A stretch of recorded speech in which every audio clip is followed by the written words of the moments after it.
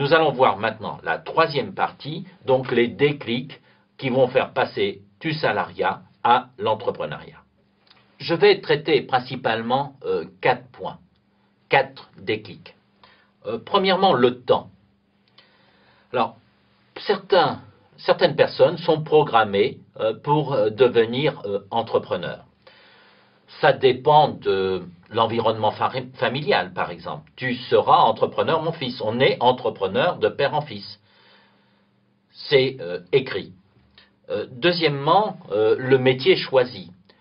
C'est vrai qu'il y a un certain nombre de métiers qui favorisent l'installation à son compte. C'est vrai dans l'artisanat, dans le commerce de détail, dans certaines professions libérales. Troisièmement, l'évolution professionnelle.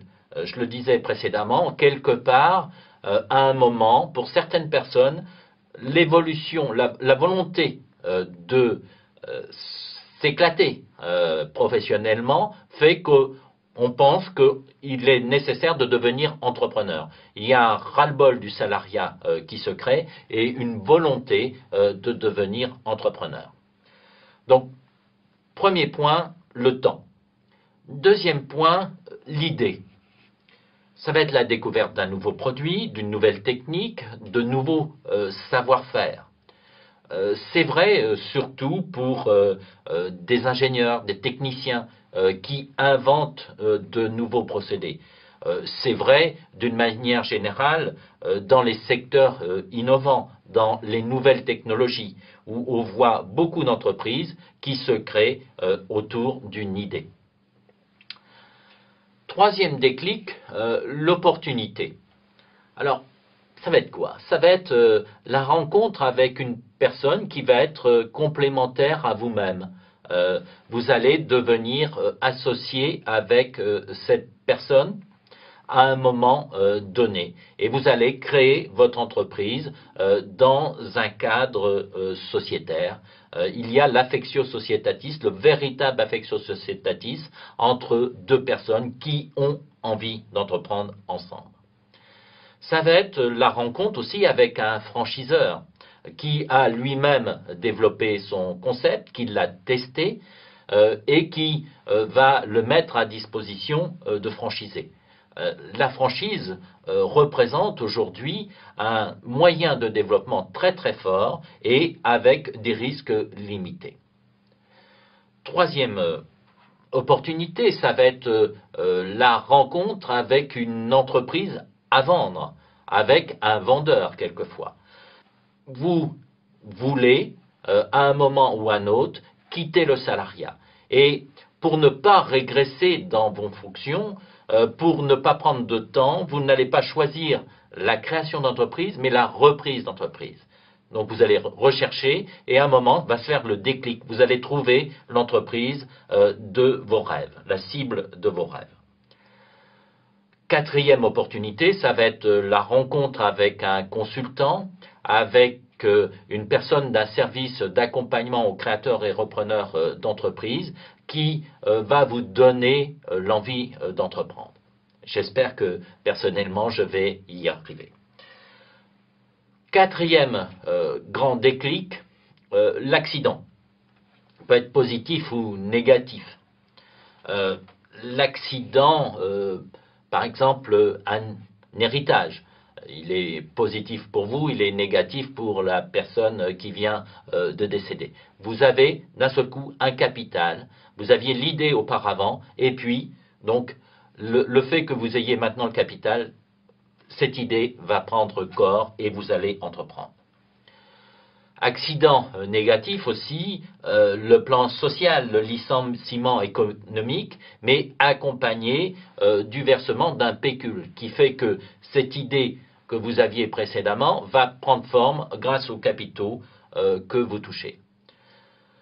Ça peut être aussi simplement un accident un peu plus soft, avec l'horizon salarial qui se bouge, vous ne voyez pas de débouché, ça fait naître ce ras-le-bol et à un moment ou à un autre, cette envie d'entreprendre.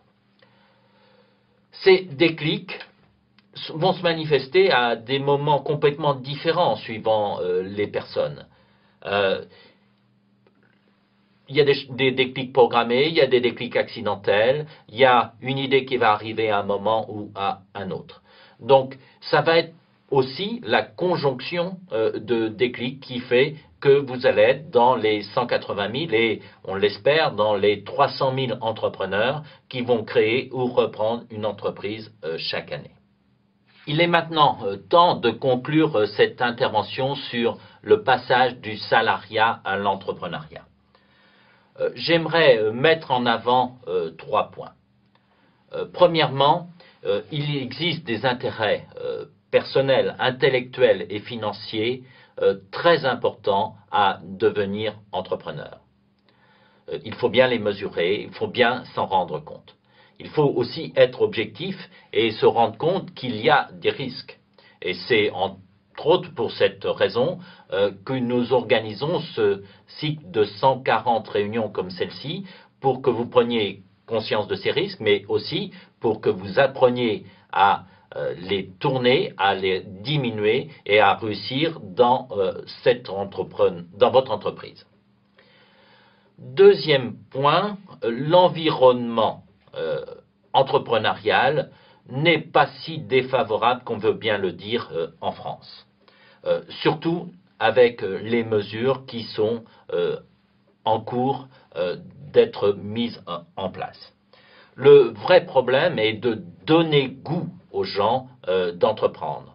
Pour cela, je crois qu'il faut leur donner des recettes très pratiques pour qu'ils sachent comment s'y prendre sur le terrain. Troisièmement, je crois que vous, chacun d'entre vous, doit avoir à titre personnel plus les avantages que les inconvénients. Il faut partir de manière volontaire pour être entrepreneur, avec la vraie volonté de réussir et de gagner et de développer son entreprise. Donc voilà les points que je voulais mettre en avant en conclusion, même si vous avez bien compris, je ne suis pas tout à fait objectif dans mes propos parce que je suis entrepreneur dans l'âme.